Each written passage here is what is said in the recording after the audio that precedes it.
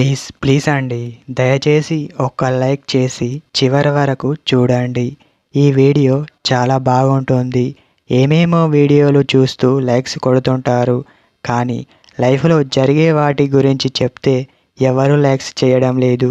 ఇటువంటి వీడియోస్ కావాలంటే తప్పకుండా లైక్ చేయండి. హాయ్ ఫ్రెండ్స్, ఎలా ఉన్నారు?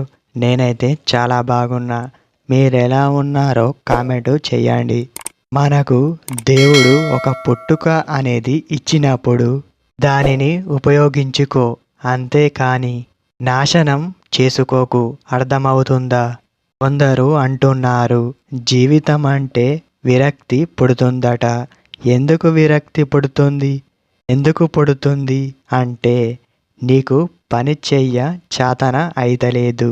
అందుకోసమే నీకు జీవితం అంటే ఏమిటో తెలుస్తలేదు. జీవితం అంటే మనం ఒక గోలు అనేది పెట్టుకోవాలి. దానికోసమే బ్రతకాలి.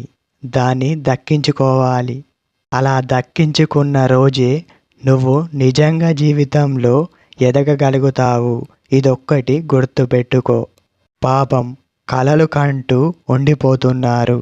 వారు ఎవరో కాదు. కొందరికి చేతులు కాళ్ళు పని చెయ్యవు.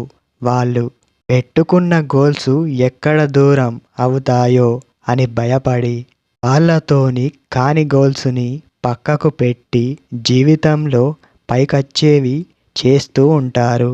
అసలు వారికే తెలుస్తుంది జీవితం అంటే ఏమిటో. రోడ్లపై తిరిగేవాడికి ఏమీ తెలియదు, కేవలం తిరగడం తప్ప. జీవితంలో ఏమీ కోల్పోవద్దు అంటే ముందుగా నువ్వు దేన్నైతే ఇష్టపడుతున్నావో దాన్ని దక్కించుకో.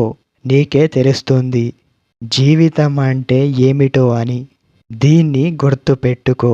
జీవితంలో దేన్ని కోల్పోవు.